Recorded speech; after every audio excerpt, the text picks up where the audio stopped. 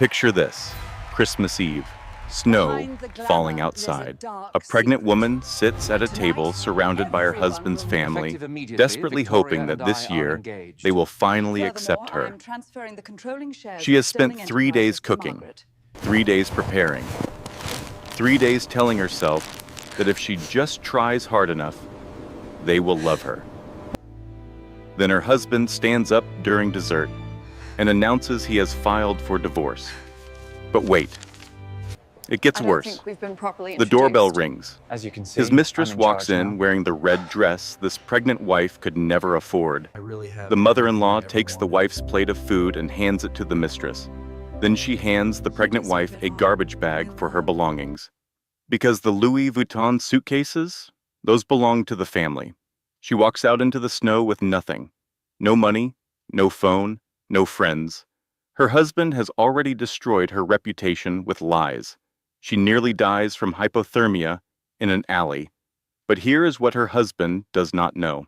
Here is what his cruel mother does not know. The quiet woman they just threw away like garbage, her mother left her $40 million and controlling shares in the bank that funds their entire empire and the land beneath their most important building. They thought they were discarding a powerless nobody. They had no idea they just created their worst nightmare. This is the story of Eleanor Hayes, a woman who was patient when they thought she was weak, who was watching when they thought she was invisible, who built an empire in the shadows while they celebrated her destruction. And when she finally revealed herself, the revenge was absolutely devastating. Stay with me until the end. Because what happens at that charity gala? You will never see it coming. This is not just a story about revenge. This is about what happens when the people who threw you away discover you were the most powerful person in the room all along. Lesson and value statement. But this story is not just about revenge. It is about something far more important. It is about knowing your worth when everyone around you says you have none. It is about building strength in silence. It is about understanding that patience is not weakness. Patience is preparation. And most importantly, it is about never letting anyone else write your story. If you have ever been underestimated, dismissed, or thrown away by people who should have loved you, this story is for you.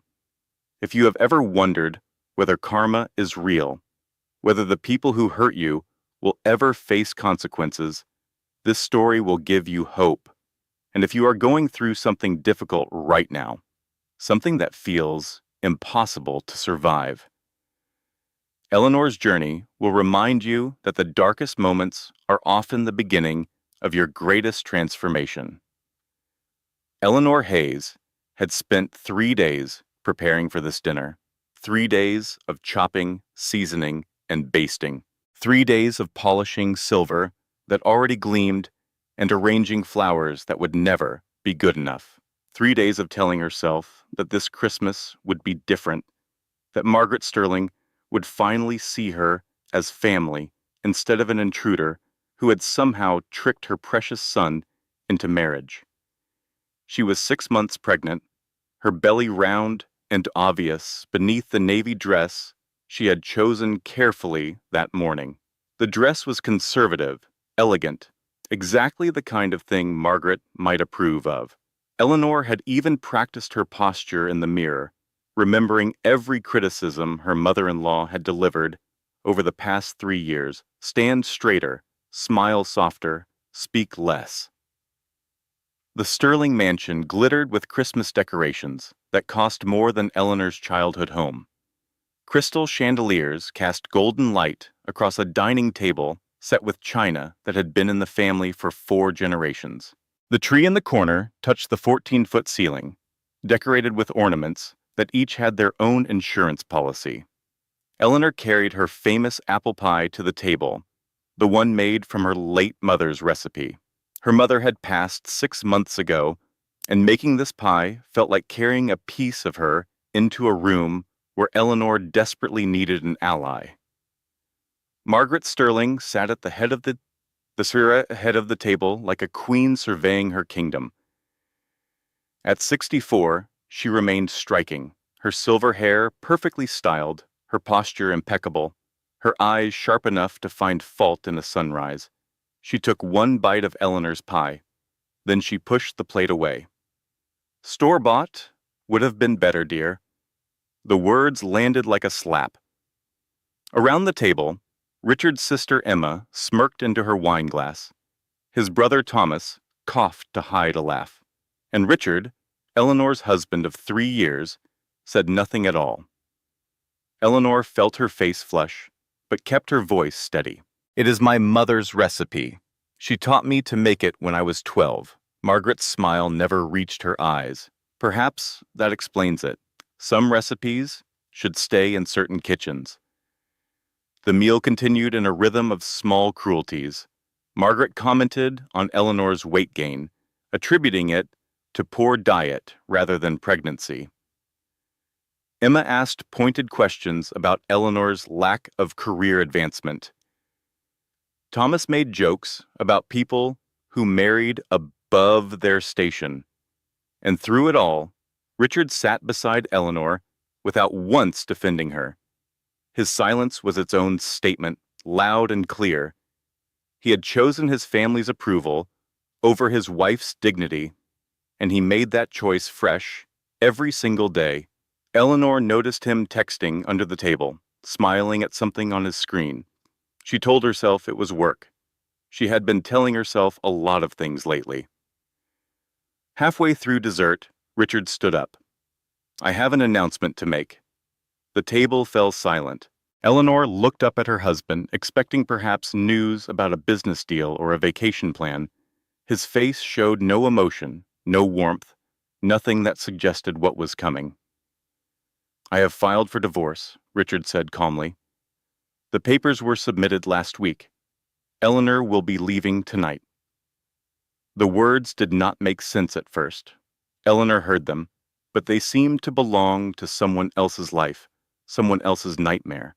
She sat frozen, her fork suspended halfway to her mouth, her mind struggling to process the impossible. "Richard," she whispered, "what are you talking about?" He still was not looking at her. His gaze was fixed somewhere over her shoulder, his voice as steady as if he were discussing the weather. "Our marriage is not working, Eleanor. I think we both know that. You never fit in with this family. You embarrassed me at the Whitmore Gala. You cannot even cook a proper meal." Eleanor's hand moved instinctively to her belly, to the baby growing inside her. "I am 6 months pregnant with your child." "The prenup ensures you get nothing," Richard continued, as if she had not spoken. "My lawyers have already reviewed everything. This will be clean and simple." The doorbell rang. Margaret's face transformed into something Eleanor had never seen before, a smile of genuine warmth and welcome. That will be her now, her. Richard walked to the foyer. Eleanor heard voices, a woman's bright laughter, the sound of a coat being removed. Then they appeared in the doorway, and something inside Eleanor cracked and shattered. The woman was young and polished, her blonde hair styled perfectly, her red dress elegant and expensive. It was the same red dress Eleanor had saved for, the one she could not afford, because Richard controlled all the finances. The woman moved with the confidence of someone who had never been made to feel small. Richard's hand rested possessively on her lower back. "Everyone, this is Victoria, my fiancé, not girlfriend, fiancée," which meant this had been going on for months, planned and executed, while Eleanor slept beside him, carried his child, tried desperately to earn his family's acceptance. Victoria smiled at the table. "It is wonderful to finally meet you all properly. Richard has told me so much about his family." She glanced at Eleanor, her expression friendly and completely unbothered. "And you must be Eleanor. Richard mentioned you would be here tonight. What an awkward situation. But I suppose it is better to be straightforward about these things." Margaret stood immediately, embracing Victoria with genuine warmth. We are so delighted Richard has found someone suitable. Please, sit here. She gestured to Eleanor's chair. The chair Eleanor was still sitting in. The implication hit like a physical blow. Not just replacement, but immediate erasure. Eleanor was expected to simply vacate her seat, her place, her life, and watch as this stranger stepped into the space still warm from her presence. I am still sitting here, Eleanor said, her voice steady despite the chaos roaring inside her head. Richard's expression hardened. Then stand up, Eleanor. You are leaving anyway. Do not make this harder than it needs to be. Emma leaned back in her chair, clearly enjoying the spectacle. Come on, Eleanor. Show some dignity. You have lost. Accept it gracefully. Dignity. These people who had spent 3 years stripping away every shred of her self-respect were now lecturing her about dignity. Eleanor rose slowly, her legs shaking, her hand pressed against the table for balance. She looked at Richard, really looked at him, searching for any trace of the man she had married, the man who had promised to love her. She found nothing but cold calculation. What about the baby? Eleanor whispered. What about our daughter? Richard's jaw tightened. We will discuss custody arrangements through lawyers. I will provide financial support as required by law. But this child does not change anything between us. Victoria touched Richard's arm gently. I am sure we can all be reasonable about this. Children need stability, and Richard will certainly be a wonderful father. The casual claim to Eleanor's child's future ignited something hot in her chest. But she swallowed it down, forced herself to breathe, forced herself to think. Margaret picked up Eleanor's dessert plate and handed it to Victoria. Here, dear, you must try this. Victoria sat in Eleanor's chair as if she had always belonged there. I will have someone bring your things to you, Richard said without looking at Eleanor. You should have enough clothing for now. Margaret appeared beside Eleanor, holding something out. A garbage bag. For your things, dear. The suitcases are Louis Vuitton. Eleanor took the bag. Her hands were shaking, but she did not cry. She would not give them that satisfaction. She walked toward the foyer, each step taking her further from everything she had known. Her coat hung near the door, the navy wool she had worn arriving at this dinner, what felt like years ago instead of hours. The front door was heavy oak, the handle cold against her palm. She pulled it open, and December air rushed in, sharp and biting. Richard had taken her phone. He had canceled her credit cards. She had nothing but the clothes on her back and a sealed envelope in her coat pocket, the one her mother had left her with instructions not to open until she truly needed it. Eleanor stepped out into the snow. The door closed behind her with a soft click that sounded like the end of everything. The snow fell harder as Eleanor walked away from the Sterling mansion. She had no destination, no plan, no resources. Richard had systematically cut her off from everything during their marriage, isolating her from friends, controlling the finances, making her dependent on his approval for every aspect of her life. She had not seen it happening because she had wanted so desperately to believe in the fairy tale. Poor girl meets wealthy prince. Prince saves her from ordinary life. They live happily ever after. The fairy tale had been a trap. Eleanor walked for blocks, her thin coat doing nothing against the bitter cold. Her feet ached, her belly felt heavy. The baby kicked, and Eleanor pressed her hand against the movement, the only warmth in a frozen world. She found a motel 3 miles from the Sterling mansion, a run-down place with a flickering neon sign and a clerk who looked like he had seen better decades. Eleanor approached the counter with the single credit card Richard had allowed her to carry, the one for emergencies. I need a room for the night. The clerk ran the card. Then he ran it again. Then he shook his head, declined. You got another form of payment? Eleanor stared at him. Richard had canceled the card. Of course he had. He had planned every detail of her destruction with the same precision he applied to his business deals. "I do not have anything else." The clerk shrugged. "Cannot help you then. There is a shelter on 5th Street, opens at 9. Eleanor walked back into the cold.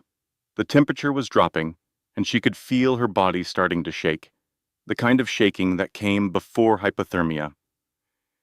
She needed help. She needed someone to call. Her best friend, Sarah. They had known each other since college, before Eleanor had met Richard, before everything changed. Sarah would help. Sarah would understand. Eleanor found a payphone, the kind she did not know still existed, and used the handful of coins in her coat pocket to make the call. A man answered. Sarah's husband, David. "David, it is Eleanor. I need to speak with Sarah. It is an emergency." There was a long pause. Then David's voice came through cold and final. "Richard called us tonight. He told us everything, how you cheated on him, how you have been unstable, how you have been lying about being pregnant to trap him. Sarah does not want to talk to you. Do not call this number again." The line went dead. Eleanor stood in the phone booth, the receiver still pressed to her ear, listening to the dial tone as her last hope evaporated. Richard's smear campaign had already begun. He was not just divorcing her, he was erasing her, rewriting the story so that she became the villain and he became the victim. Have you ever had someone you trusted completely turn your own friends against you? Have you ever felt the ground disappear beneath your feet while everyone watched and did nothing? Eleanor left the phone booth and kept walking. She did not know where she was going anymore. The cold had seeped into her bones, and her thoughts were becoming fuzzy, disconnected. She just needed to rest for a moment. Just needed to sit down and close her eyes. She found herself in an alley behind a construction site, partially sheltered from the wind by scaffolding and plastic sheeting. The building was half finished, skeletal and empty. But there was a corner where the wind did not reach quite so fiercely. Eleanor lowered herself to the ground, her back against concrete blocks, her arms wrapped around her belly. The baby was moving frantically now, as if sensing something was wrong. Then the pain hit, sharp, sudden, terrifying. Contractions. Too early. Much too early. Eleanor tried to stand, but her legs would not cooperate. The world was spinning, darkness creeping in at the edges of her vision. She thought about her mother, about the envelope in her pocket, about the baby who might never take her first breath. Then everything went black. She woke to warmth. Someone had wrapped a jacket around her, a heavy canvas work jacket that smelled like sawdust and coffee. She was no longer on the cold ground, but in the back seat of a truck, the heater blasting, the radio playing softly. A man's face appeared in her vision. Mid-30s, strong features, worried eyes. "Hey, you are awake. Thank God, I found you behind the building. I work the site. We are almost at the hospital. Just hang on, okay?" Eleanor tried to speak, but her voice would not come. "You do not have to tell me anything," the man said. "You just have to get better. That baby of yours is counting on you." The hospital was a blur of bright lights and urgent voices. Eleanor was rushed into a room, monitors attached, doctors appearing and disappearing with concerned expressions. The contractions had stopped, but they needed to run tests, needed to make sure the baby was not in distress. 6 hours later, a doctor told her what she already knew. "You are experiencing stress-induced early labor. The baby is stable now, but you need rest, warmth, and minimal stress for the remainder of your pregnancy. Continued exposure to those conditions could have been fatal for both of you." The man from the construction site was still there. He had stayed in the waiting room the entire time, a stranger who had no obligation to care, but cared anyway. His name was Daniel Wright. He was 36 years old, a construction foreman, a single father to an 8-year-old daughter named Lily. He had been married once, briefly, until his wife left him for her yoga instructor because he lacked spiritual depth. He still was not sure what that meant. My mama raised me right, Daniel said when Eleanor asked why he had helped her. She would have killed me if I left you there. Eleanor managed a weak smile. Your mama sounds lovely. She was. She passed a few years back. But I still hear her voice every time I'm about to do something stupid or skip doing something decent. The hospital wanted to keep Eleanor overnight for observation. Daniel told her about a heated trailer on his construction site. Not fancy, but warm. The mice were friendly. It was the first time Eleanor had laughed in months. Alone in her hospital room that night, Eleanor finally remembered the envelope, her mother's final gift, the one with instructions not to open until she truly needed it. Sitting in a hospital bed, abandoned, penniless, pregnant, and nearly dead from exposure, seemed to qualify. Eleanor opened the envelope. Inside was a letter written in her mother's careful handwriting, dated 2 months before her death. Behind it were documents, dozens of pages of legal papers, and financial statements that made no sense at first glance. Then Eleanor started reading. My darling Eleanor, the letter began. If you are reading this, then you have finally hit the bottom I always feared for you.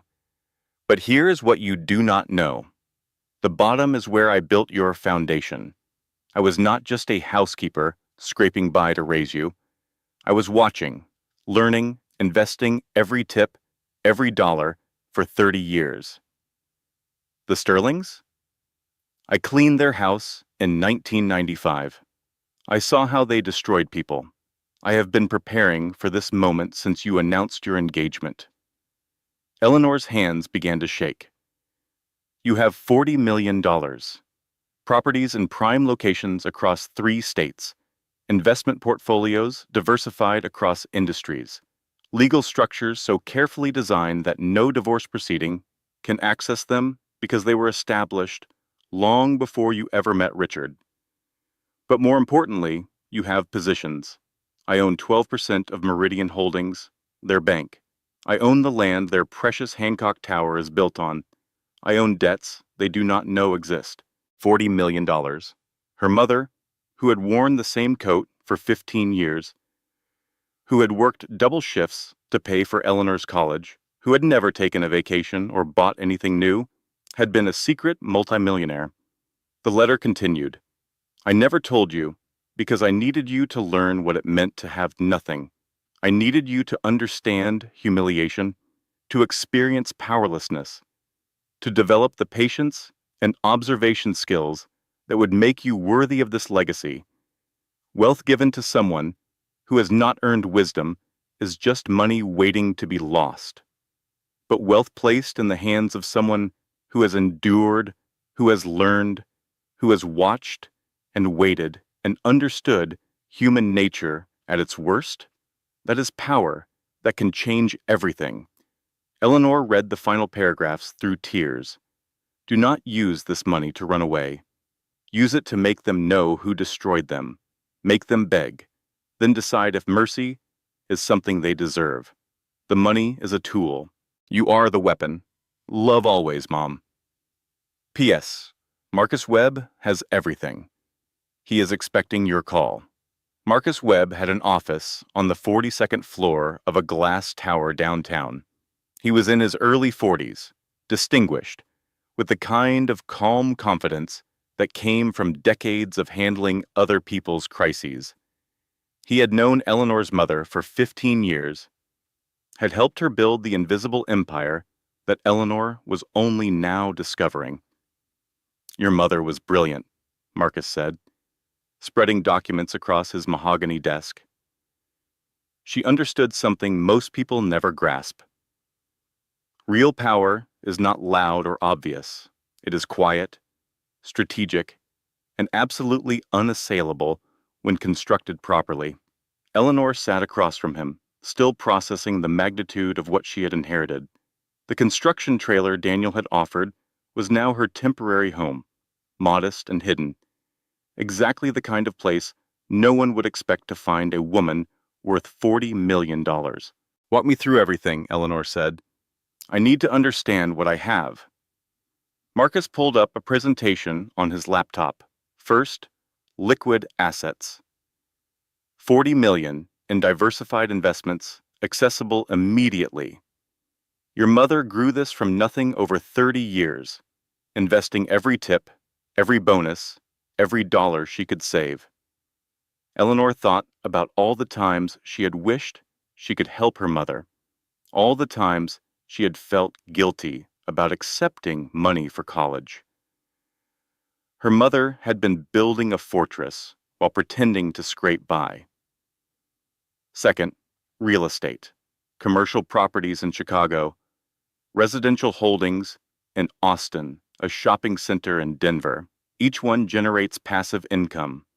Each one was chosen for strategic value, not just profit. Marcus clicked to the next slide. Third, and this is where it gets interesting, Meridian Holdings. Your mother owns 12% of the voting shares. Meridian is the primary lender for Sterling Development. They control Richard's access to capital. Eleanor leaned forward. She controls whether Richard gets loans. You control that now. Your vote can influence whether credit lines are renewed, expanded, or restricted.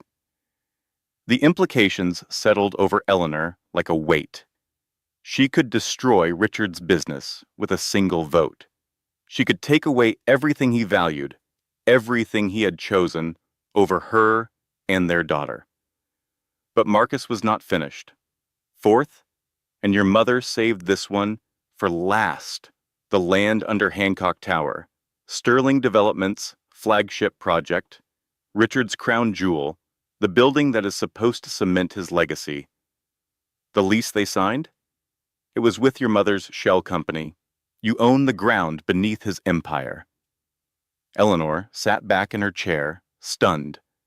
Her mother had spent decades positioning these pieces, waiting for the moment when Eleanor would need them. Why did she let me suffer? The question emerged before Eleanor could stop it. She watched me marry him. She watched them humiliate me for 3 years. She never said anything. Marcus's expression softened. She explained it to me once. She said that someone who had never been powerless could never truly understand how to wield power responsibly, that you needed to see them clearly, to experience what they were capable of, to build the patience and observation skills that would make you worthy of this inheritance. Eleanor felt tears, threatening, but forced them back. And if Richard had been kind, if his family had accepted me, then you would have lived a happy life, and the money would have been a pleasant surprise. Your mother was not cruel, Eleanor. She was prepared. She hoped for the best and planned for the worst. Eleanor looked at the documents spread across the desk, at the power represented in legal language and financial statements. She thought about the garbage bag Margaret had handed her. She thought about Victoria sitting in her chair. What are my options? She asked quietly. Marcus leaned forward. You could take the money and disappear. Start fresh somewhere. No one knows your name. Build a new life. Raise your daughter in peace. Never think about the Sterlings again. Eleanor considered this. It was tempting. She was tired, pregnant, traumatized. The idea of walking away from all of it held genuine appeal. Or you could stay. Use these resources strategically. Dismantle everything Richard has built, piece by piece, until he understands exactly what he lost and exactly who took it from him. Her phone buzzed on the desk. Eleanor glanced at the screen and felt her blood turn cold. It was a notification from Victoria's Instagram. A photo posted 20 minutes ago showing Victoria at the Sterling mansion wearing Eleanor's wedding ring, resized to fit her finger. The caption read, "Out with the old, in with the new, #upgrade, #realwife." Eleanor stared at the image for a long moment. The ring Richard had placed on her finger 3 years ago, The ring she had removed and left on the bathroom counter when she was thrown out, now sparkling on another woman's hand like a trophy. I am not running, Eleanor said quietly. I am not going to let them win. Marcus nodded slowly.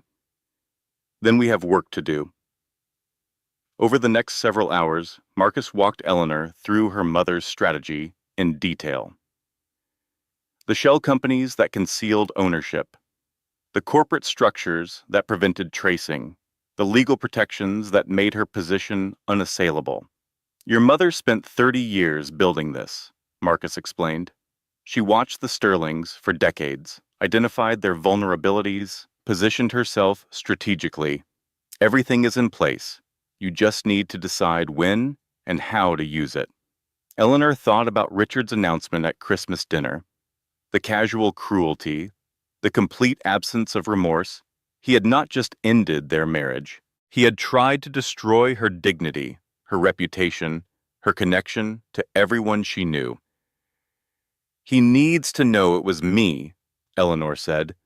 When everything falls apart, I want him to know exactly who brought it down. That can be arranged. But I would advise patience. The more secure they feel in their victory, the more devastating it will be when you finally act. Let them celebrate. Let them grow comfortable. Give them time to believe they have won completely. Eleanor nodded slowly. My mother always said patience was power.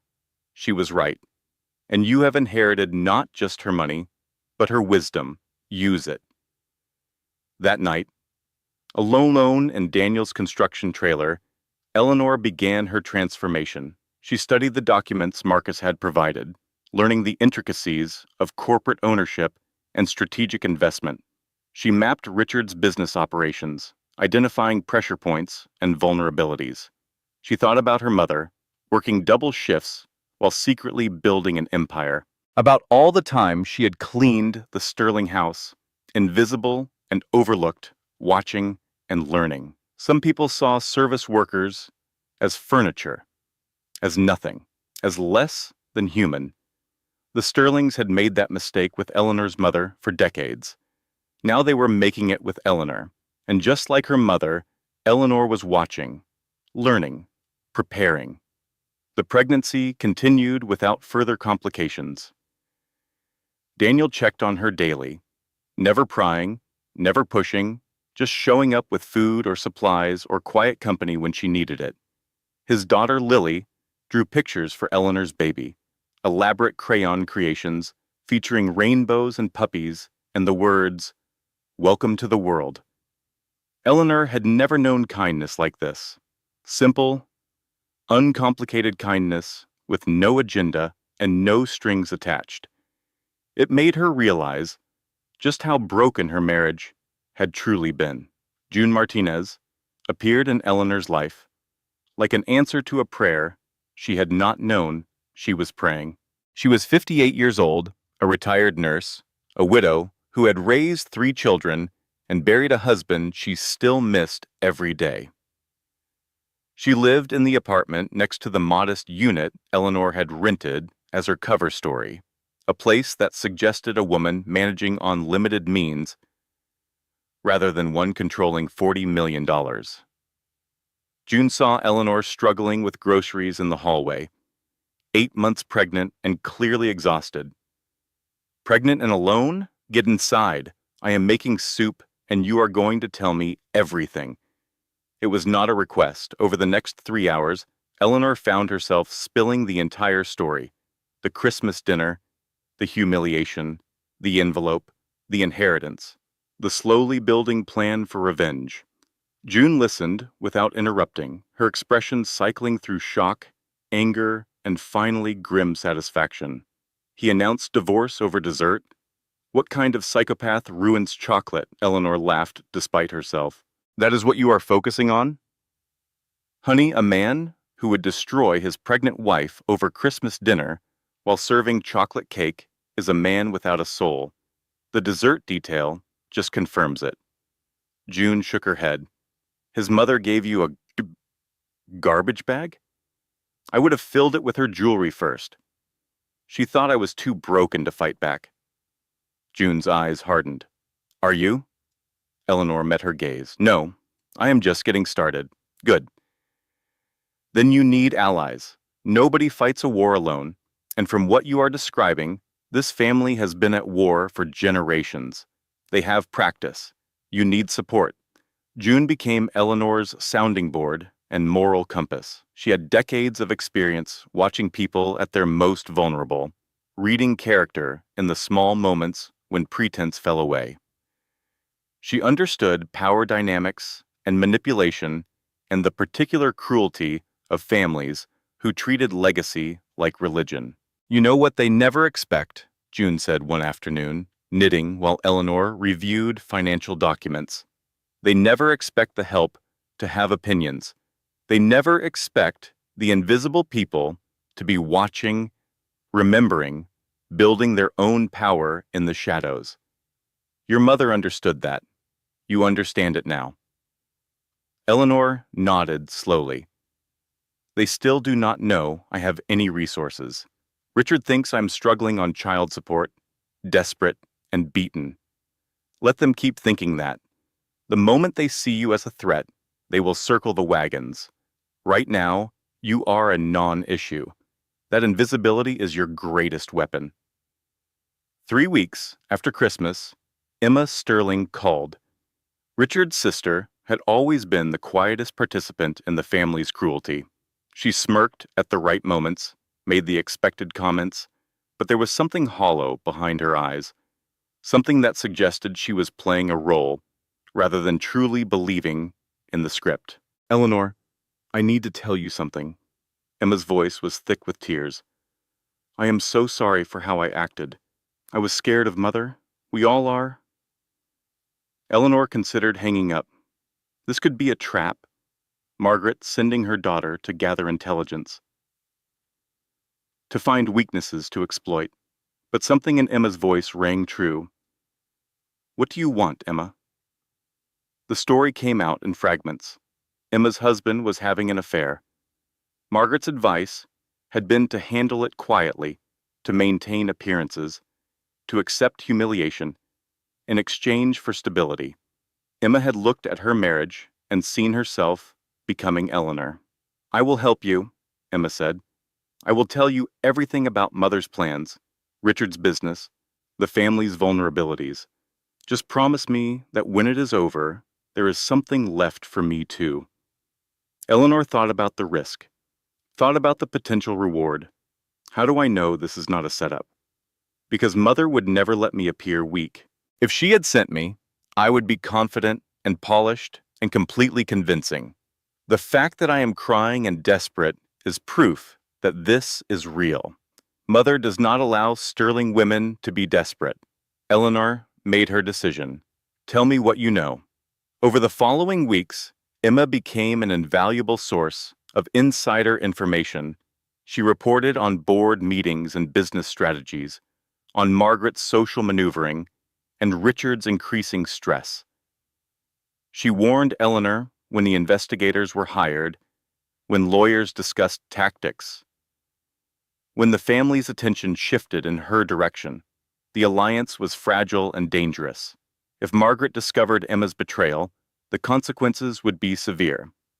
But Emma had reached her breaking point, and broken people made unpredictable choices.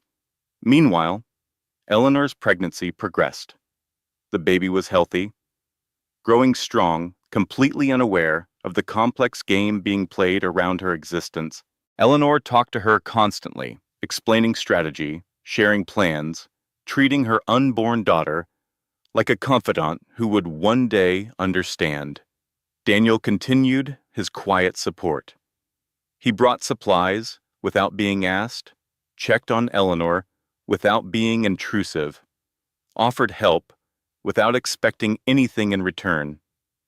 His daughter, Lily, had decided that Eleanor's baby would be her best friend and drew increasingly elaborate welcome pictures. You know you do not have to keep doing this, Eleanor told Daniel one evening. I have resources now. I can take care of myself. Daniel shrugged. Never doubted you could. But everybody needs somebody in their corner. even people with resources. Have you ever found kindness in the most unexpected places? Have you ever realized that the people with the least to give often gave the most freely? Eleanor was beginning to understand that her mother's real legacy was not the money, or the properties, or the strategic positions. It was the lesson that power meant nothing without wisdom, that revenge meant nothing without justice, that victory meant nothing without something worth protecting. She was not just fighting to destroy Richard anymore. She was fighting to build something better. The first attack came quietly, almost invisibly. Eleanor, through a series of shell companies Marcus had established, acquired controlling interest in 3 of Sterling Development's primary suppliers: steel, concrete, electrical components, the lifeblood of commercial construction. She did not cut off supplies immediately. That would be too obvious, too traceable. Instead, she created delays. Materials arrived late. Specifications were slightly wrong, requiring inspections and rework. Quality issues emerged that demanded investigation. Nothing catastrophic, nothing that could not be explained by ordinary business friction. But the delays accumulated. At Sterling Development's headquarters, Richard sat in crisis meetings that grew increasingly tense. "What do you mean the steel is 2 weeks late?"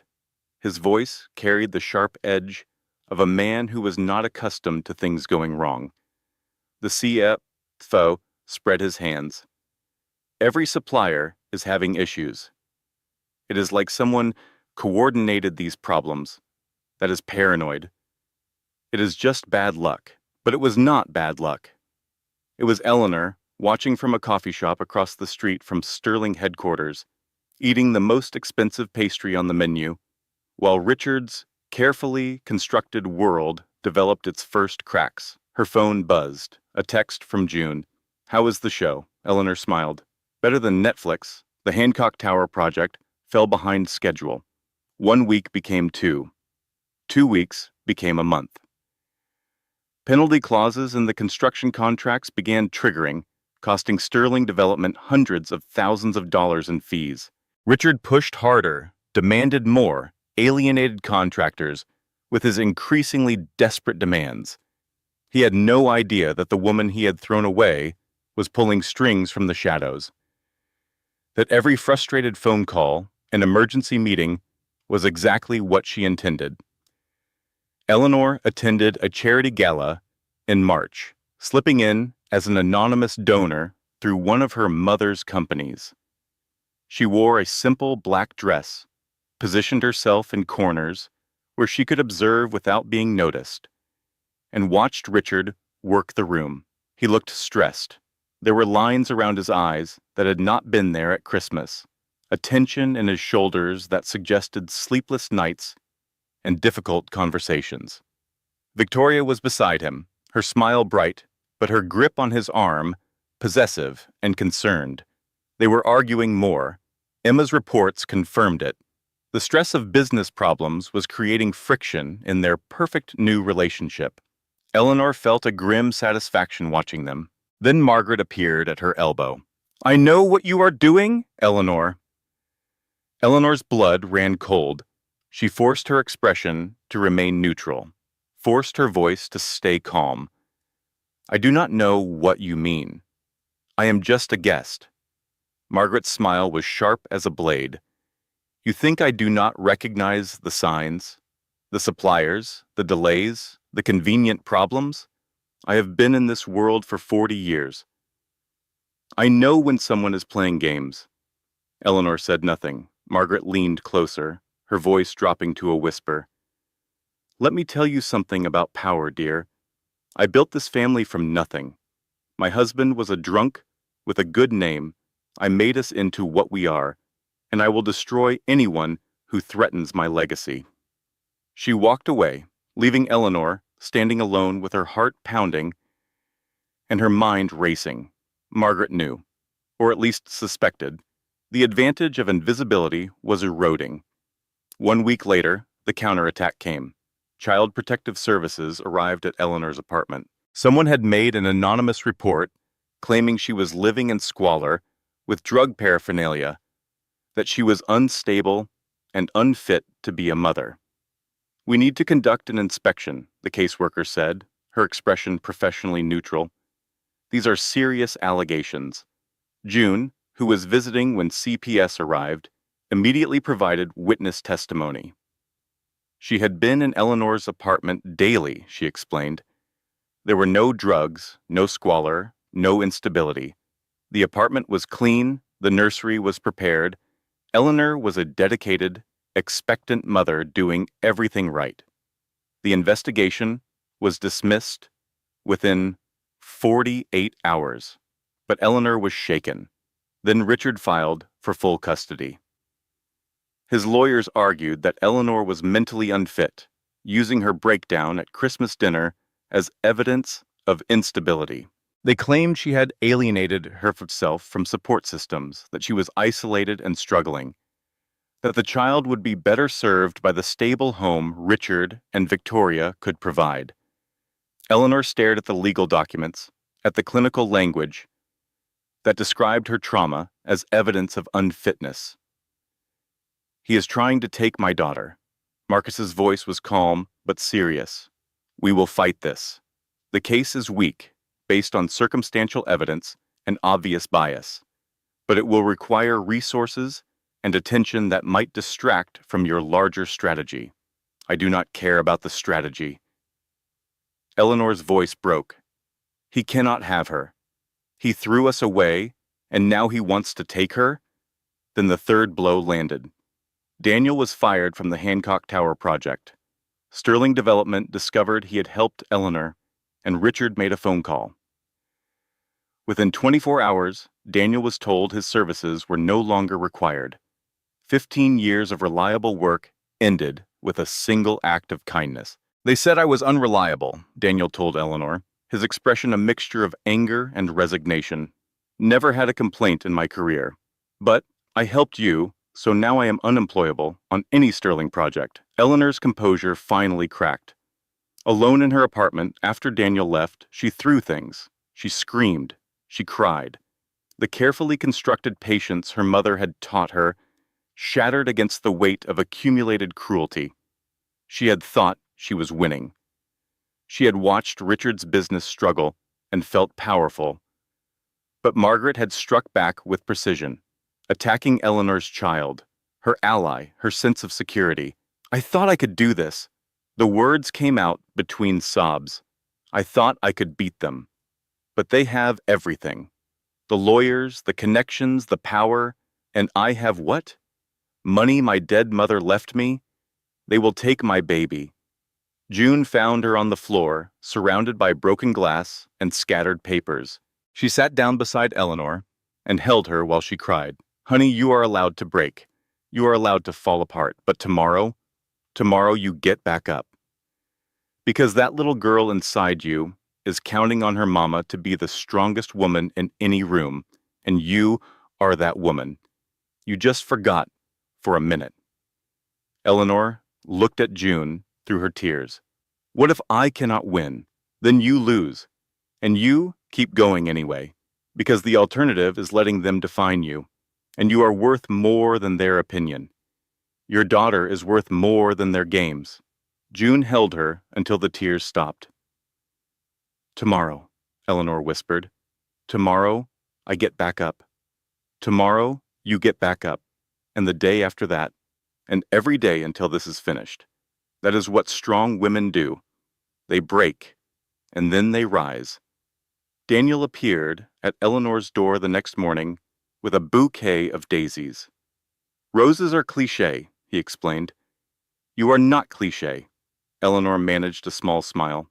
"You got fired because of me. You should be angry." Daniel shrugged. "I got fired for helping a pregnant woman. If that is the worst thing on my record, I am doing all right." He held out the flowers. "Besides, my life was boring before you. Now I get fired. I have got a crazy ex-mother-in-law trying to destroy someone, and I might actually have to wear a suit to court." It is the most exciting thing since my divorce. Eleanor took the flowers. Wait, you were married? For 3 years. She left me for her yoga instructor. Said I lacked spiritual depth. What does that even mean? Still do not know. But I can now do a mean downward dog out of spite, Eleanor laughed. The sound surprised her. She had not thought laughter was possible after yesterday's breakdown. Daniel became a more regular presence after that. He picked up groceries, helped with apartment repairs, introduced Eleanor to his daughter, Lily. The little girl immediately decided that Eleanor's baby would be her best friend and demanded regular updates on the baby's development. Is she kicking yet? Lily asked with the intensity of an 8-year-old on a mission. Can I feel it? Eleanor guided Lily's small hand to her belly just as the baby moved. Lily's eyes went wide with wonder. She says hello, Lily declared with absolute certainty. She says she cannot wait to meet me.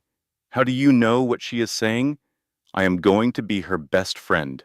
Best friends understand each other without words. The simple joy of the moment carved out space in Eleanor's heart that she had not known was empty. This was what she was fighting for. Not just revenge, not just justice, but the right to build moments like this, to create a life full of small wonders and unexpected connections. Emma called with news that changed everything. I found something in Mother's safe, Emma whispered, something she has been hiding for 20 years. The documents Emma delivered painted a picture of calculated cruelty that surpassed anything Eleanor had imagined. 20 years ago, Margaret Sterling had an affair. Richard's father discovered the truth and threatened to divorce her, take everything, expose her secrets to the society world she valued more than anything else. Margaret's response was clinical. She hired doctors to declare her husband mentally incompetent. She had him committed to a private psychiatric facility. She forged documents, manipulated records, and told her children that their father had suffered a breakdown and could not be part of their lives anymore. Richard's father was alive, locked away in a facility that Sterling money funded, paying for his own imprisonment with the fortune his wife had stolen. Oh my God, Eleanor breathed, looking at the documents. She destroyed her own husband to protect herself. Emma's voice was hollow. She did to my husband what she did to our father. When Thomas threatened to divorce me and expose her financial manipulation, she had him committed too. He is in the same facility, the Sterling family solution to inconvenient men who know too much. Eleanor looked at Emma with new understanding. That is why you are helping me. She took my husband. She took my father. She tried to take my brother's child. There has to be an end to it, Eleanor. There has to be consequences. If this gets out, Margaret is destroyed. Her reputation, her charity boards, her social standing, everything she values. Emma nodded. That is why she guards these documents so carefully. They are the keys to her kingdom. Whoever controls them controls her. Eleanor looked at the papers in her hands. Proof that Margaret Sterling was not just cruel, but criminal. Evidence that could bring down the matriarch who had orchestrated Eleanor's humiliation. There is more, Emma said. I also found records showing that Mother was the one who called CPS on you, and documentation proving that she paid Victoria $50,000 to start the affair with Richard. Eleanor felt the room tilt. She paid Victoria? Victoria was supposed to be the upgrade. Mother handpicked her, groomed her, positioned her as the suitable wife I could never be. The affair was not a spontaneous betrayal. It was a business transaction. Everything Eleanor had believed about her marriage rearranged itself. Richard's betrayal had been real, but it had been orchestrated by Margaret. Victoria was not a homewrecker, but a pawn, purchased and positioned. It did not make Richard innocent.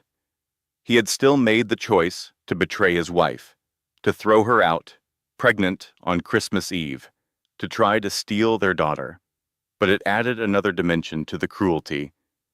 The whole family is rotten, Eleanor said quietly, from the top down. Not all of it. Emma's voice was small. I am trying to be different. Eleanor looked at the woman who had once smirked at her humiliation, who had made pointed comments and stood by while her family inflicted cruelty. Emma was different now, broken and rebuilding, just like Eleanor. You are different, Eleanor agreed, and when this is over, I will make sure there is something left for you. I promised. The next phase of the plan came together quickly. Eleanor revealed through her legal team that she owned the land beneath Hancock Tower. The lease Sterling Development had signed was with her mother's shell company. Every month they had been paying rent to the woman they despised, funding the empire they did not know existed. At the Sterling Development board meeting, the news landed like a bomb. Sir, we have a problem. The lawyer's voice was tight with barely contained panic. The landowner is calling in the lease renegotiation clause. Richard waved dismissively. Just pay whatever they want. They do not want money. They want the building. Richard's face went pale. Who owns the land? Eleanor sent a message through Marcus Webb. A simple invitation. Tell Mr. Sterling that the owner would like to meet. 3 o'clock tomorrow, at the coffee shop where his ex-wife used to get her morning tea. The message was clear. Richard would know exactly who he was dealing with before he ever walked through the door. Richard arrived at the coffee shop at exactly 3 o'clock. He looked like a man who had not slept well in weeks. The stress of declining stock prices and missed construction deadlines had carved lines into his face that aged him beyond his years. His suit was impeccable as always, but it hung on him slightly wrong, as if he had lost weight he could not afford to lose. Eleanor was already seated at a corner table.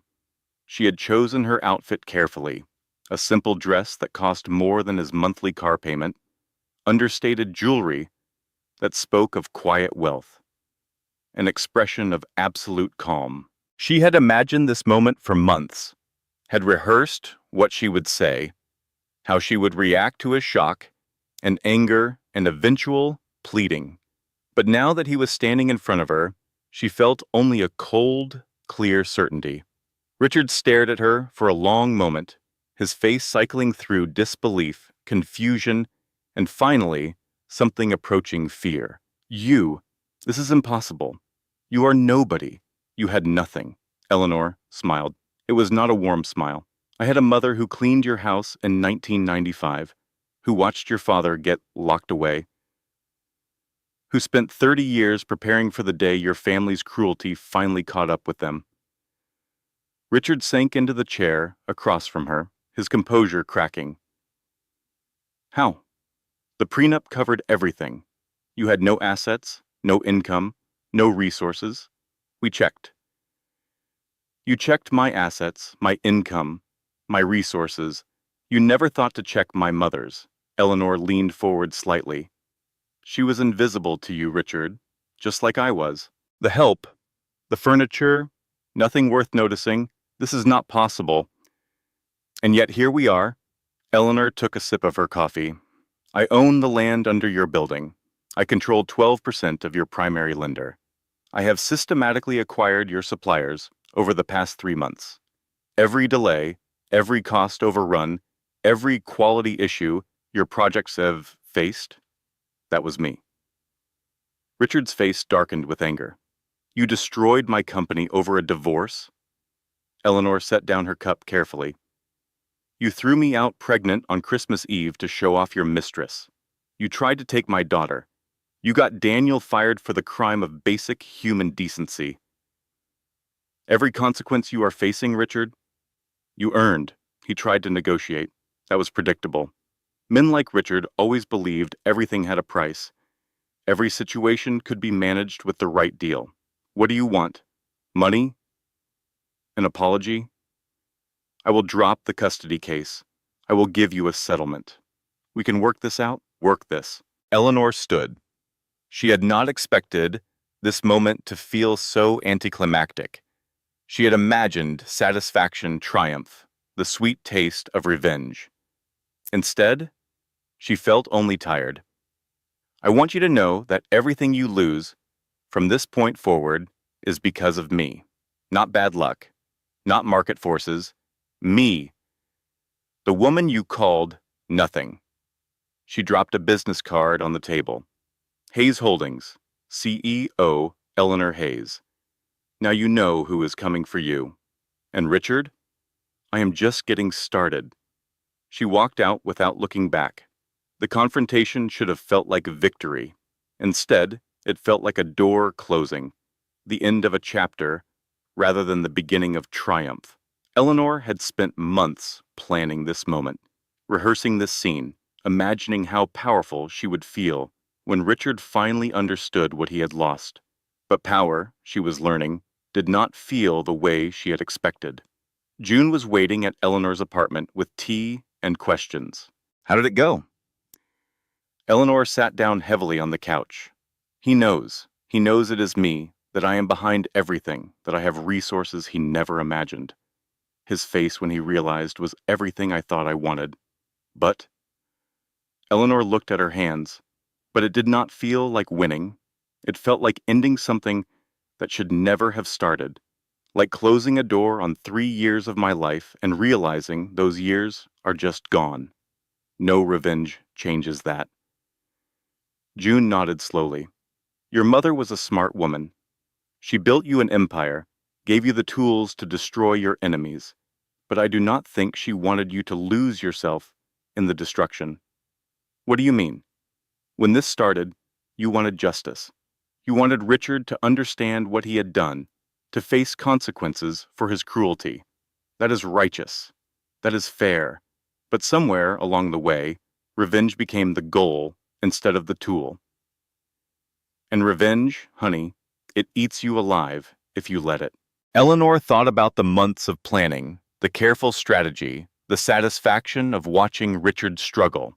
She thought about the time she had spent building weapons instead of building a life. I do not know how to stop, she admitted. They are still trying to take my daughter.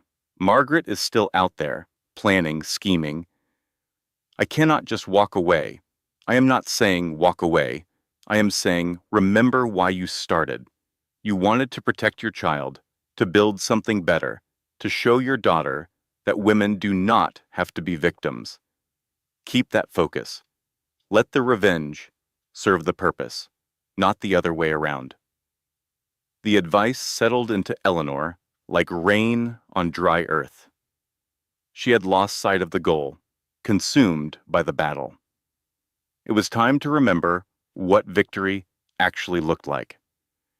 The next 2 weeks brought changes Eleanor had not anticipated. Richard dropped the custody case. His lawyers advised him that the discovery process would reveal too much about his business practices, that fighting Eleanor in court would accelerate the company's decline. It was a strategic retreat, not a surrender, but it meant Eleanor's daughter was safe. Victoria filed for divorce. She had married Richard for his money and status, and both were evaporating. The Instagram influencer who had posed with Eleanor's wedding ring was now posting cryptic messages about new beginnings and toxic relationships. Margaret went quiet.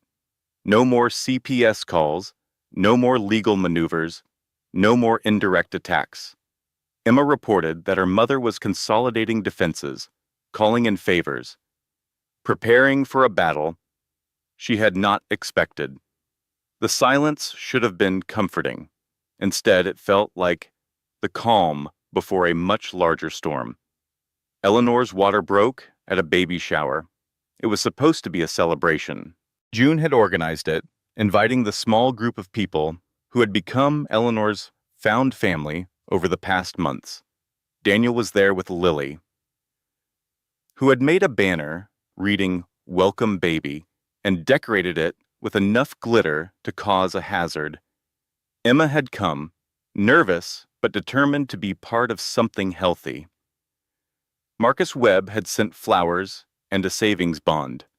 Eleanor was opening gifts when she felt the rush of warmth and immediately understood what was happening. The baby was coming, 1 month early. The drive to the hospital was a blur of contractions and fear. Daniel drove while June held Eleanor's hand, coaching her through breathing exercises she barely remembered from the classes she had taken alone because Richard could not be bothered to attend. At the hospital, everything went wrong very quickly. The baby was in distress. Eleanor needed an emergency cesarean section. For 12 terrifying minutes, the medical team fought to stabilize both mother and child, while Eleanor lay on the operating table, praying to a God she was not sure she believed in. Please, please let her be okay. Take everything else, but please let my daughter live. The baby's cry was the most beautiful sound Eleanor had ever heard. 5 pounds, 2 ounces, small but strong. 10 fingers, 10 toes, a full head of dark hair, and lungs that worked perfectly based on the volume of her protests. Eleanor named her Grace, after the mother who had given her everything. Daniel was in the waiting room when they finally let visitors in. He had been crying. He denied it, but the evidence was unmistakable. "She is beautiful," he said, looking at Grace with the wonder of a man who understood what miracles looked like. "She looks like you." "She looks like herself," Eleanor said. "She is going to be her own person, make her own choices, build her own life. I am just here to make sure she has the chance to do it." The moment should have been perfect. A new mother, holding her newborn, surrounded by people who cared about her, finally at peace after months of warfare. Then Margaret Sterling appeared in the doorway. "Congratulations on your daughter." Eleanor's blood ran cold. June moved to block Margaret's path, but the older woman simply walked around her with the ease of someone who had never been effectively stopped in her life. "Enjoy her while you can," Margaret said, sliding an envelope onto Eleanor's hospital bed. The contents turned Eleanor's world upside down. Photographs of her shell companies, documentation of her ownership of Meridian shares, proof connecting her to every strategic move she had made over the past months. "You think you are the only one who can investigate?" Margaret's smile was triumphant. "I know everything now, and I have already sent copies to every business paper in the country. By morning, you will be exposed as the woman who destroyed a 50-year-old company out of petty revenge. Your reputation will be as destroyed as mine would be if your little secrets came out." Eleanor looked at the documents, at the careful evidence of everything she had built and done. Her anonymity, her greatest weapon, was gone. "Yes, Emma told me everything," Margaret continued. "Did you really think my own daughter would betray me?" The words hit like a physical blow. Emma, the ally Eleanor had trusted, the insider who had provided crucial information, had been feeding everything to Margaret. "You will find that your accounts are being investigated for fraud," Margaret said pleasantly. "Your property holdings are being challenged in court. Your control of Meridian shares is being disputed by shareholders who suddenly have questions about how you acquired them." She leaned close to Eleanor's hospital bed. "I told you at that gala, I built this family from nothing, and I will destroy anyone who threatens my legacy. You should have listened." Margaret left. The room felt smaller, darker, the joy of Grace's birth contaminated by the reality crashing down around them. Eleanor held her newborn daughter close and felt everything she had built start to collapse. June sat beside her. "What do we do?" "I do not know." Eleanor's voice was hollow. "I thought I had won. I thought I was smarter, more patient, more prepared, but she was playing me the entire time." Daniel took her hand. "You have people in your corner. That has not changed. But the empire she had inherited, the careful strategy she had executed, the revenge she had been building for months, all of it was compromised. Margaret had outmaneuvered her at the moment of her greatest vulnerability. Have you ever achieved everything you worked for, only to watch it crumble? Have you ever been so close to victory that you could taste it and then had it torn away? Eleanor looked at Grace, sleeping peacefully, unaware of the chaos surrounding her birth. This tiny person was depending on her. This tiny person needed a mother who would not give up, no matter how impossible things seemed. "I am not done," Eleanor whispered. "I do not care what she knows or what she has done. I am not done fighting." "How?" June asked. "She has exposed everything." "Then I stop hiding." Eleanor's voice grew stronger. "She expects me to scramble, to run, to try to protect my secrets. Instead, I go public first.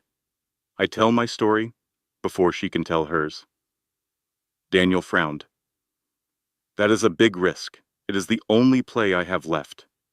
Eleanor looked at Grace again. "And I am tired of fighting in the shadows. My mother taught me patience and strategy, but she also taught me that sometimes you have to stand up and be counted. Margaret wants a war? Fine. But we are going to fight it in the light where everyone can see who the real villains are." Emma Sterling appeared at Eleanor's apartment 2 days after the hospital. "I did not betray you." Eleanor almost closed the door in her face. Almost. But something in Emma's expression stopped her. The desperation there was too real, too raw to be manufactured. "Your mother said you told her everything." Emma's laugh was bitter. "I told her I was on her side. I made her believe I was still the obedient daughter, too scared to cross her, too weak to stand on my own. She showed me where she keeps the documents about father. She explained her strategy for destroying you." Eleanor studied Emma's face, looking for deception and finding only exhaustion and determination. "Why would you do that?" "Because she did to my husband what she did to our father. Because I have spent my entire life being invisible in my own family, and I finally found something worth being visible for, because you promised that when this was over, there would be something left for me." Emma's voice broke. "And because I need to believe that the monsters do not always win." She held out a flash drive. Everything. The documents about father and Thomas. The records of the CPS report she filed. The contract she signed with Victoria. Bank statements showing the payments. Medical records she forged. Every crime she has committed for the past 20 years documented and saved. Eleanor took the flash drive. "If this is another trick, it is not a trick. It is the only honest thing I have done in years." Emma met Eleanor's eyes. "You asked me once why you should believe me. I told you that mother would never let a Sterling woman appear desperate. That is still true. She thinks I am at home, obediently waiting for further instructions." Emma smiled grimly. "She has no idea that I spent the past 3 months making copies of every incriminating document in her safe. That I have been building my own exit strategy since the moment she committed my husband. That I am finally done being her obedient daughter." Eleanor looked at the flash drive in her hand. If this was real, it changed everything. Not just evidence, but proof. Not just ammunition, but weapons. She also found out that Margaret paid Victoria to seduce Richard. Emma continued. "The affair was not spontaneous. It was arranged, like a business transaction. Victoria was supposed to be the upgrade, the suitable wife I could never be. Mother orchestrated the entire thing. Victoria was a pawn who accepted $50,000 to destroy your marriage." Emma's voice was hard. "I am not asking you to feel sorry for her. I am just saying that the rot goes all the way to the top. Mother does not just control this family. She creates the situations that let her control us." Eleanor thought about Richard, about the choices he had made. He was still responsible for his actions.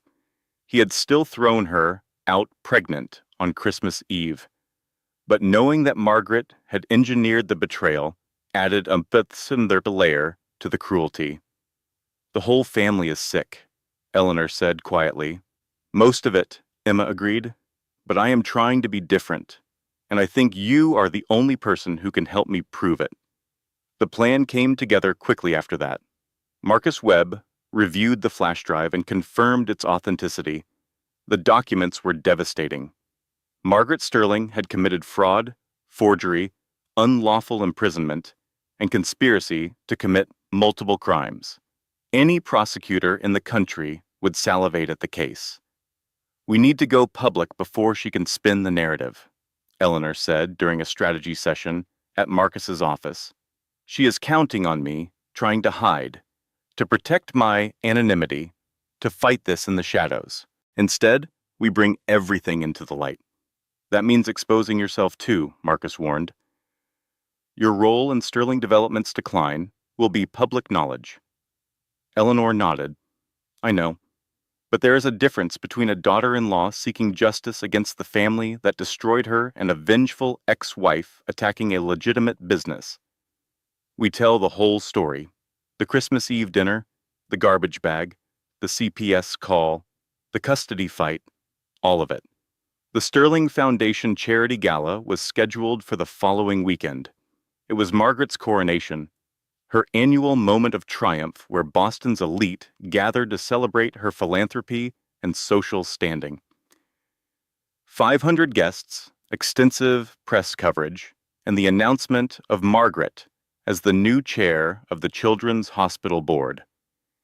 It was the perfect stage for a reckoning.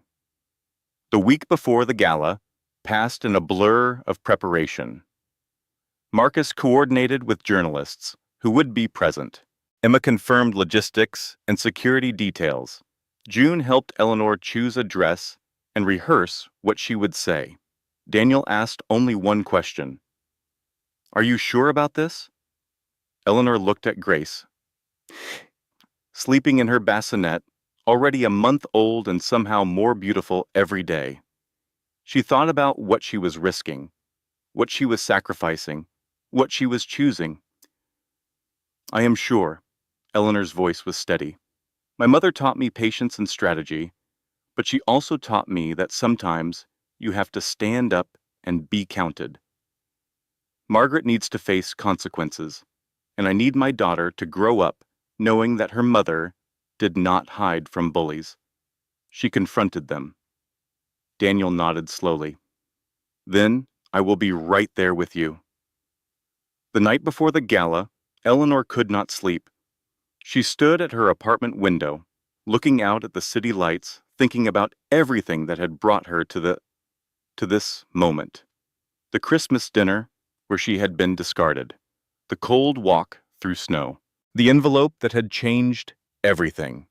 Her mother had spent 30 years building weapons for a war she hoped would never come.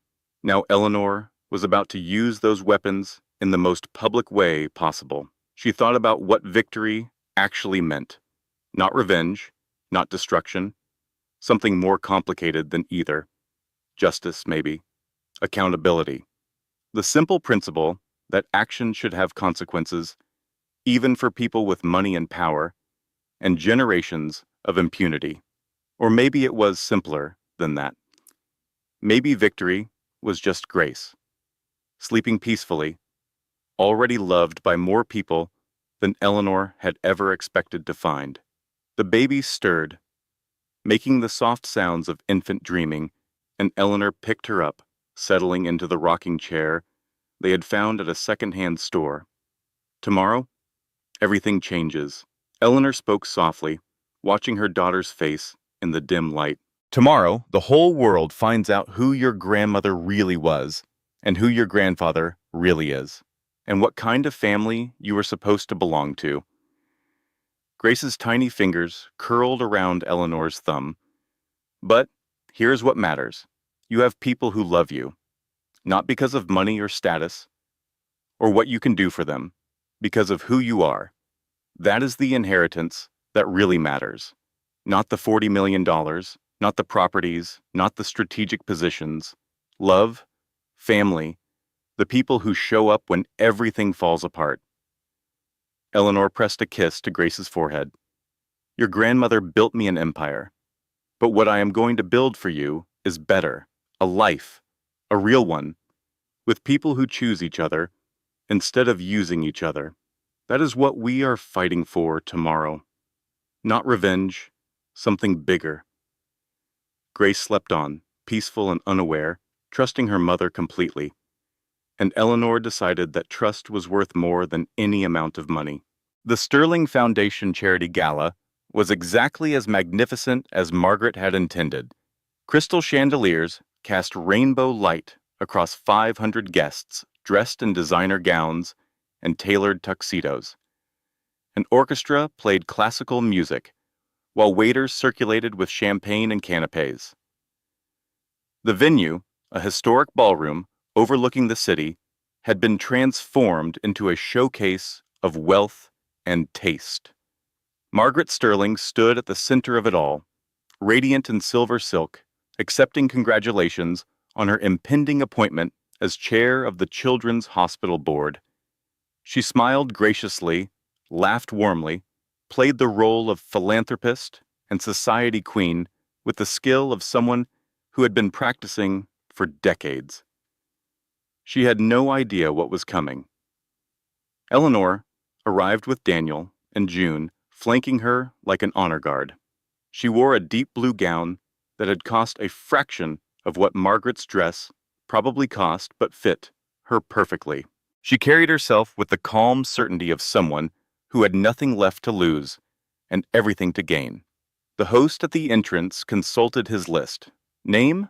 Eleanor Hayes, major donor. She had written the biggest check of the night. It was a small price to pay for admission. The room shifted as Eleanor walked in. Whispers spread through the crowd, a ripple of recognition that gained momentum as more people noticed who had just arrived.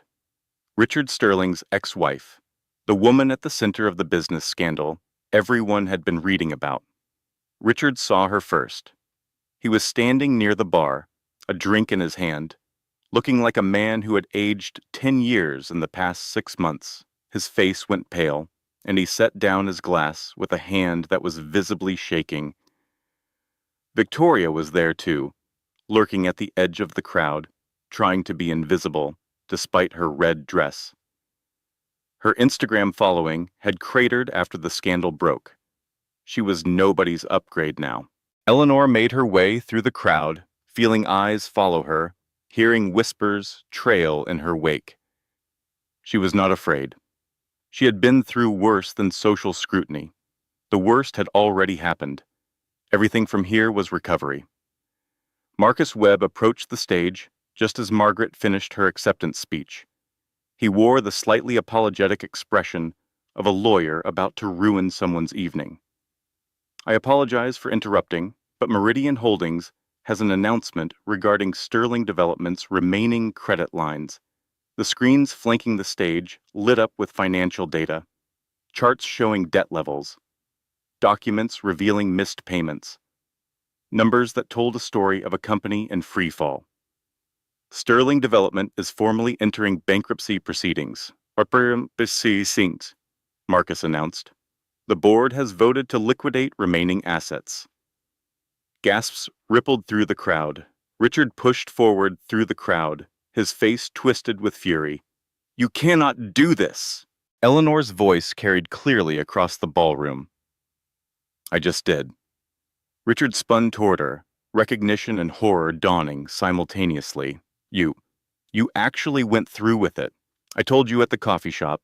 Eleanor kept her voice steady. Everything you lose from this point forward is because of me. Did you think I was bluffing? Margaret pushed through the crowd, her face composed but her eyes blazing. This is ridiculous. My son's business troubles have nothing to do with this event. We are here to celebrate philanthropy, not air dirty laundry. Actually, Eleanor said, stepping toward the stage, we are here for exactly that. She climbed the steps to the podium, feeling the weight of 500 pairs of eyes tracking her movement. This was the moment. Everything she had built and survived had been leading here. Ladies and gentlemen, I have a story to tell you about the woman you are honoring tonight. The screens changed. New documents appeared. Hospital records, commitment papers, bank statements. 20 years ago, Margaret Sterling had her husband declared mentally incompetent and committed to a psychiatric facility. Not because he was ill, but because he discovered her affair and threatened to divorce her. He has been imprisoned there ever since, paying for his own captivity with family money. Gasps, murmurs, horror spreading through the crowd like fire. Those are fabricated. Margaret's voice was sharp, desperate. The first crack in her careful composure. These are hospital records signed by you, Margaret. Eleanor pointed to the screen. Dr. Harrison from Meadowbrook Psychiatric is here tonight. He has already confirmed their authenticity to the police. As if on cue, uniformed officers appeared at the ballroom entrances. Not dramatic, not theatrical, just present. A reminder that consequences were real. But Margaret's cruelty did not stop with her husband. Eleanor continued. When her son Thomas Sterling threatened to divorce Emma and expose Margaret's financial manipulation, she had him committed too. Same facility, same forged documents, same imprisonment disguised as medical care. Eleanor stepped closer to Margaret, watching the older woman's mask finally shatter. You called CPS on me when I was 8 months pregnant. You tried to take my daughter through a custody case built on lies. You paid Victoria Chase $50,000 to seduce your own son so you could orchestrate my replacement. Eleanor, Margaret's voice was barely a whisper now.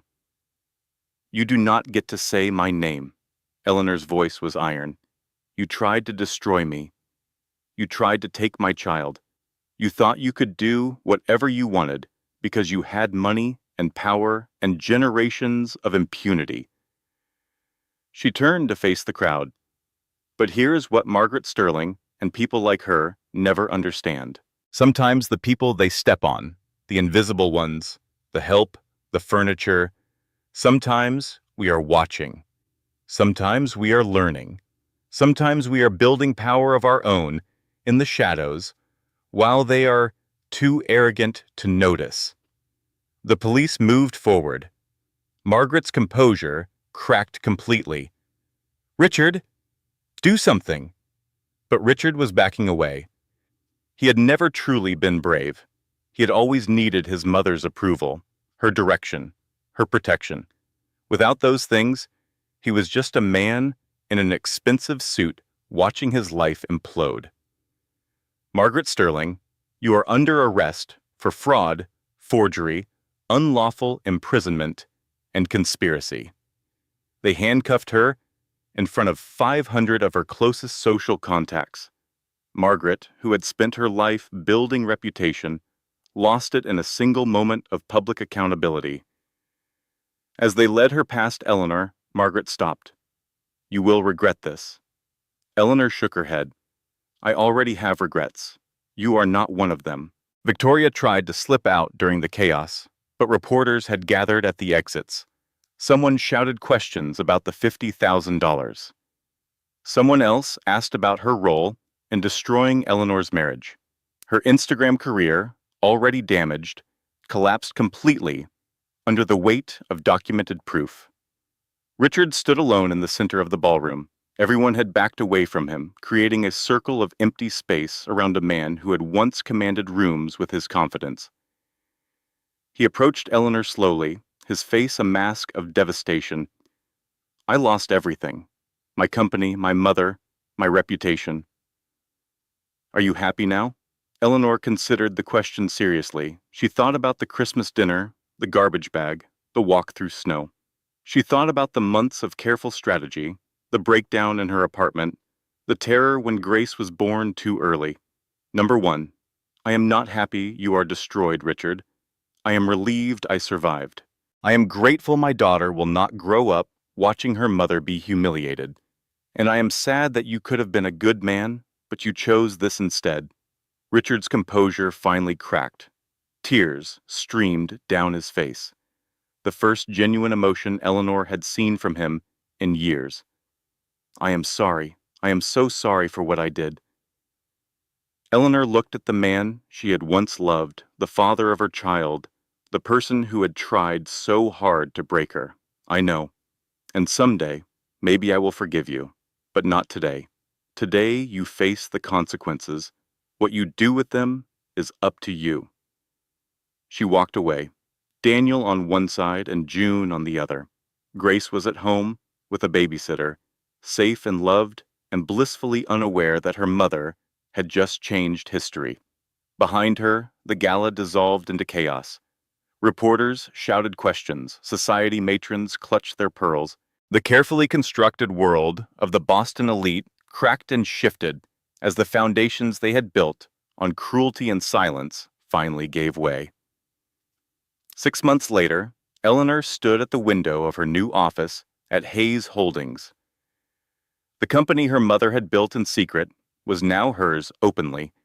She had restructured it, expanded it, begun using its resources to build affordable housing in the neighborhoods where she had grown up. The work felt meaningful in a way that revenge never had. Grace was crawling now, exploring the world with the fearless curiosity of a baby who had never known insecurity. She had Daniel's easy laugh and Eleanor's determined expression. She had June's warmth and Emma's gentle spirit. She had grown up surrounded by love from the first moment of her life. Richard was working at a homeless shelter downtown.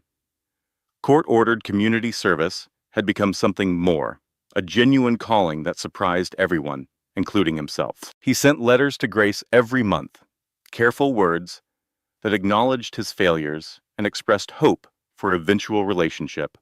Eleanor let him visit sometimes, supervised, watched by people who would protect Grace if necessary. He was trying to be better. Whether he would succeed remained to be seen. Margaret was in prison, 5 years for her crimes, though Eleanor suspected she was suffering more from the loss of her reputation than from any physical restriction. The charity boards had expelled her. The society friends had vanished. The legacy she had spent her life building had crumbled to dust. Victoria had moved to another city, deleted her social media, and was reportedly working as a real estate agent. Eleanor did not think about her much. Emma had taken over what remained of Sterling Development. She had rebranded it, restructured it, begun building projects that helped communities instead of displacing them. She was in therapy twice a week, processing a lifetime of trauma and learning how to be a person instead of a performance.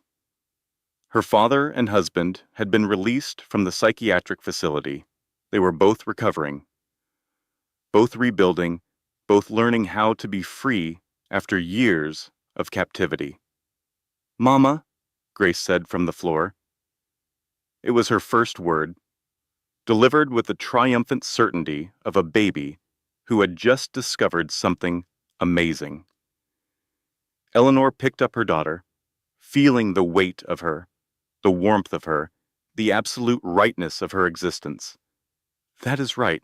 I am your mama, and I am never going to let anyone make you feel small." Grace grabbed Eleanor's hair and pulled, which seemed like agreement. Daniel appeared in the doorway with lunch. His daughter Lily had made sandwiches, apparently, which meant they were probably more glitter than bread, but would be eaten with enthusiasm regardless. "The girls are waiting," he said, meaning Lily and June, who had somehow become permanent fixtures in Eleanor's life. "Tell them we are coming." Daniel nodded, but did not leave. He looked at Eleanor with the expression of a man who had learned not to rush important moments.